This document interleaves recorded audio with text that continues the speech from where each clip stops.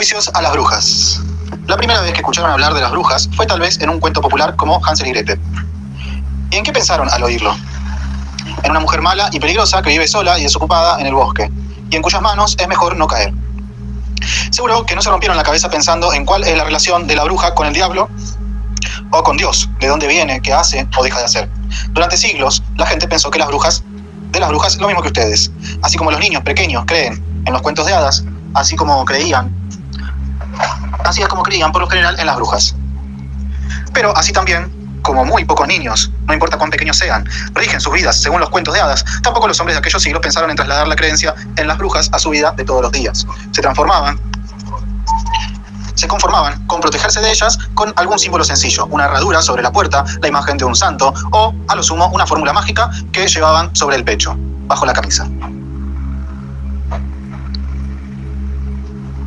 Así era la antigüedad. Cuando llegó el cristianismo no hubo muchos cambios al respecto, al menos no para peor, pues el cristianismo se oponía a la creencia en el poder del mal. Cristo había vencido al diablo, había descendido a los infiernos, y sus seguidores no tenían nada que temer de los poderes malignos. Ese era al menos el credo cristiano más antiguo. Claro que ya por entonces se conocían mujeres con fama de brujas, pero estas eran sobre todo sacerdotisas, diosas paganas, y no se creía seriamente en sus poderes de hechicería. Más bien se les tenía lástima, porque el diablo las había engañado a tal punto que ellas mismas se atribuían poderes sobrenaturales.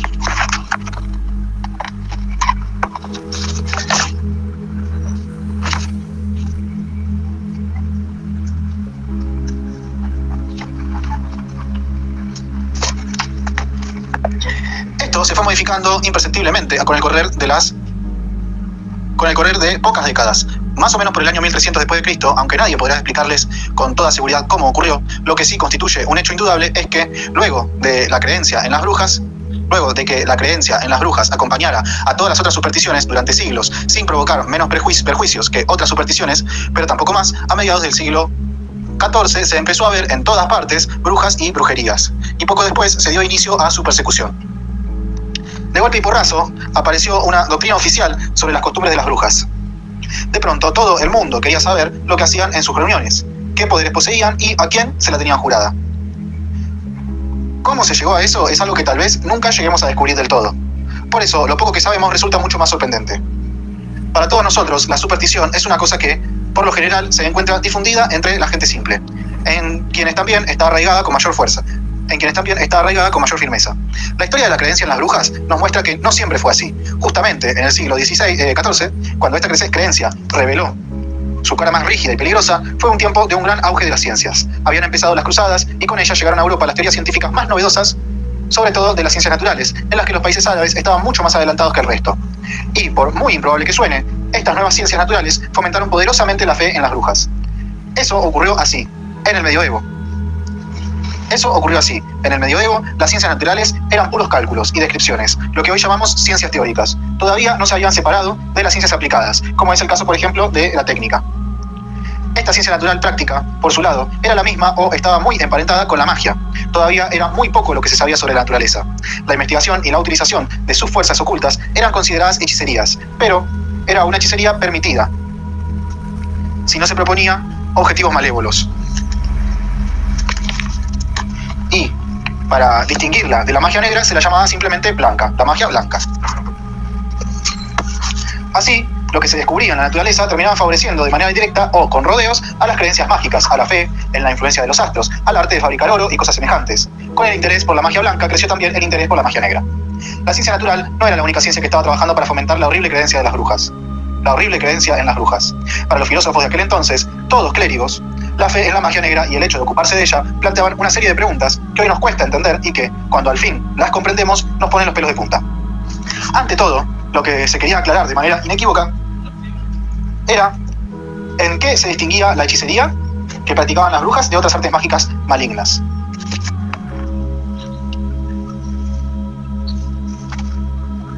Hacía tiempo que se sabía que los hechiceros malvados eran todos, sin distinciones, herejes, es decir, que no creían en Dios o no lo hacían de manera correcta. Los papas lo habían predicado con frecuencia, pero ahora se quería distinguir a las brujas y a los hechiceros de otros nigromantes. Todos los eruditos se pusieron a hacer elucubraciones con este objetivo. Esto hubiera sido absurdo y curioso en lugar de horripilante si un siglo más tarde cuando los juicios a las brujas alcanzaron su apogeo, no hubieran aparecido dos hombres que se tomaron esta sarta de delirios con toda seriedad. Los compilaron, los compararon entre sí, sacaron conclusiones y lo usaron como un instructivo para averiguar minuciosamente la verdad sobre aquellos que serían acusados de brujería. Este libro se llama El martillo de las brujas. Probablemente no exista nada impreso que haya traído mejor desdicha a los hombres que estos 3 gruesos volúmenes. Pero veamos cómo definían estos eruditos a las brujas. Ante todo, decían que tenían sellado un pacto expreso con el diablo. Habían renegado de Dios y jurado cumplir todas las órdenes del diablo. A cambio, el diablo les habría prometido todos los bienes posibles, de la vida terrenal, por supuesto. Pero como se trataba de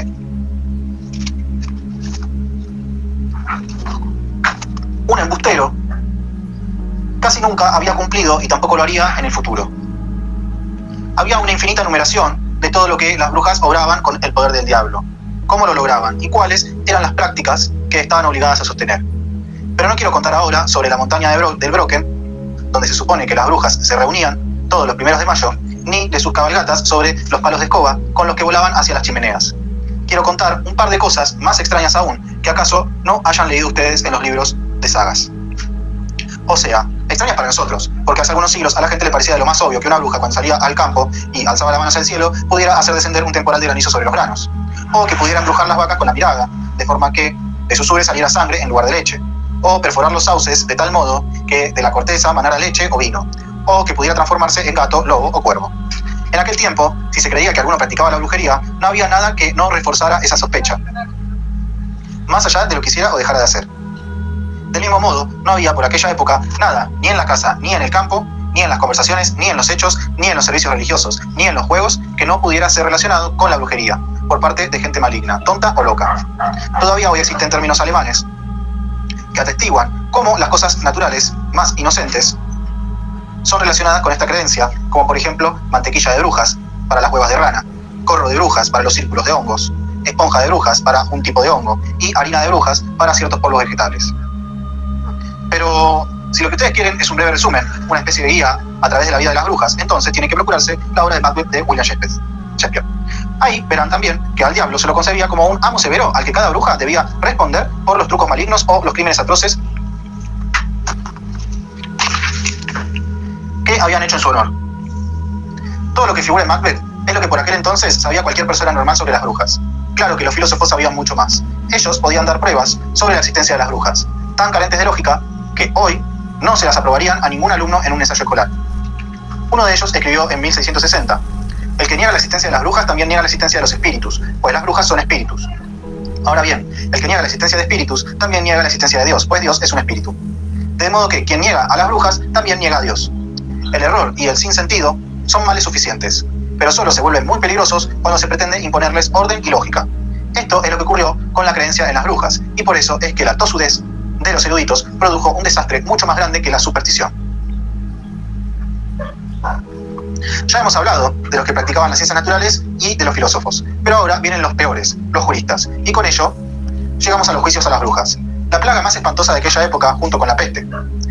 También estos juicios se prolongaban como una epidemia, saltando de país en país, y alcanzaban su apogeo para luego declinar momentáneamente. No se detenían, ni ante los niños ni ante los ancianos, ricos o pobres, juristas o alcaldes, médicos o científicos. Los canónigos, ministros y clérigos debían subir a la hoguera, tanto como los encantadores de serpientes o los actores de feria, por no hablar del número infinitamente más elevado de mujeres de todas las edades y clases sociales. Hoy nos resulta imposible determinar en cifras exactas cuántas personas perecieron en Europa por ser consideradas brujas o hechiceros, pero seguro que fueron por lo menos 100.000, y tal vez varias veces ese número. Ya les mencioné ese libro horrible, El martillo de las brujas, que apareció en 1487 y se reimprimió muchas veces. Estaba escrito en latín y era un manual para inquisidores. Inquisidor, o sea, interrogador, se llamaba a los monjes que el Papa había dotado de poderes especiales para combatir la herejía. Como las brujas siempre eran consideradas también herejes, a los inquisidores les tocaba ocuparse de ellas. Una tarea que, no por espantosa, dejaba de despertar envidia. Había otras jurisdicciones que se morían por poder ocuparse de la lucha contra las brujas: los tribunales clericales de los sacerdotes y los tribunales de los jueces seculares. De estas dos jurisdicciones regulares, la segunda era la peor. El antiguo derecho eclesiástico no hablaba de quemar a las brujas. Por eso, durante mucho tiempo, los castigos para las brujas solo eran la excomunión y la reclusión. Hasta que, en el año 1562, Carlos V puso en práctica su nuevo código de leyes, el así llamado Carolina o Procedimiento para los Juicios de Crímenes Capitales. En este código, la hechicería se pagaba con la hoguera. Al menos contaba con la restricción de que debía haber ocurrido un daño verdadero. Para algunos juristas y príncipes, la ley era demasiado clemente, y muchos prefirieron regirse por la ley sajona, según la cual los magos y las brujas podían ser quemados aun cuando no hubieran causado ningún prejuicio. Todas estas jurisdicciones dieron como resultado una confusión tan tremenda que ya no era posible hablar de ley y orden. A esto se agregó que se tenía a las brujas por personas poseídas por el diablo. Como se creía entonces estar frente a la supremacía del mal, se consideraba que todo estaba permitido para combatirla. Nada podía ser tan terrible o absurdo para que los especialistas en derecho de aquel entonces no le encontraran una definición. Por supuesto que en latín. De ahí que denominaran a la brujería un crimen exceptum, es decir, un crimen extraordinario en el que el acusado casi no podía defenderse. Por ejemplo, se lo declaraba culpable ya desde el principio. Cuando tenía un defensor, tampoco podía hacer mucho. Por principio, un defensor demasiado vehemente de aquellos que estaban acusados de brujería se volvía él mismo sospechoso de ser un hechicero. Los juristas veían la cuestión de las brujas como un asunto estrictamente jurídico, que solo ellos podían juzgar. Su máxima, más peligrosa, era la siguiente: en crímenes de brujería basta con la confesión del autor del delito, aun cuando no se encuentren otras pruebas del mismo. En aquel tiempo la tortura estaba a la orden del día en los procesos contra las brujas, de modo que cualquiera puede imaginarse lo que significaba entonces una confesión de este tipo. Una de las cosas más asombrosas que nos encontramos en la historia de la humanidad es que hayan tenido que pasar más de 200 años antes de que los juristas se les ocurriese que las confesiones bajo tortura no tienen ningún valor. Tal vez se deba a que sus libros estaban tan llenos de las sutilezas más inverosímiles y espantosas que no podían concebir los pensamientos más simples. De ahí también que creyeran haberle descubierto el juego al diablo. Si, por ejemplo, una acusada se obstinaba en guardar silencio porque sabía que cada palabra, aún la más inocente, solo le arrastraría a una desgracia más profunda aún, eso se llamaba entre los juristas un trismo diabólico, con lo que querían decir que el espíritu maligno tenía embrujada a la culpable para que no pudiera hablar. Para lo mismo servían las así llamadas pruebas de brujería, con las que a veces intentaba acortar los procedimientos. Estaba, por ejemplo, la prueba de las lágrimas. Cuando alguien no lloraba de dolor durante la tortura, se consideraba probado que el diablo estaba de su lado. Tuvieron que transcurrir de nuevo 200 años hasta que los médicos quisieran la simple observación, o se animaran a expresarla, de que una persona sometida a dolores muy fuertes no llora. La lucha contra los juicios a las brujas es una de las mayores luchas de liberación de la humanidad. Arrancó en el 1600 y necesitó 100 años para triunfar, en algunos países incluso más. Empezó como empiezan con mucha frecuencia esas cosas, no por dar secuencia, sino por necesidad. Algunos príncipes habían notado que en el curso de pocos años sus países se habían despoblado, pues bajo tortura cada uno siempre acusaba a otro. A un juicio le podían seguir cientos, que se iban sucediendo durante años. Ahí es cuando algunos príncipes empezaron a prohibir estos juicios. Poco a poco la gente se animó entonces a reflexionar. Los clérigos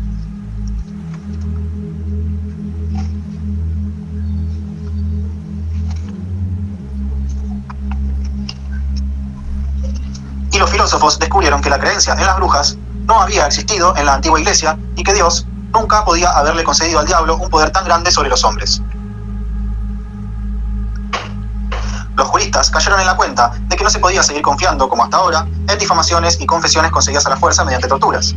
Los médicos informaron que había enfermedades por las cuales las personas podían creerse hechiceras o brujas, sin por eso serlo. Y por último apareció el sentido común y señaló las innumerables contradicciones en cada acta de los juicios a las brujas y en la propia creencia de las brujas.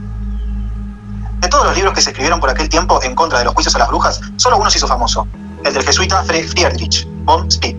Este hombre había sido, en sus años mozos, confesor de brujas condenadas a muerte. Un día, un amigo le preguntó por qué le habían salido canas tan temprano, a lo que el jesuita le contestó: por la cantidad de inocentes que tuve que acompañar a la hoguera. Su libro, Advertencias sobre los juicios a las brujas, no es especialmente revolucionario. Friedrich von Spee cree incluso que las brujas existen, pero en lo que no cree de ningún modo es en los delirios espantosamente eruditos y rebuscados por los cuales cualquier persona pudo ser presentada como bruja o hechicero durante siglos.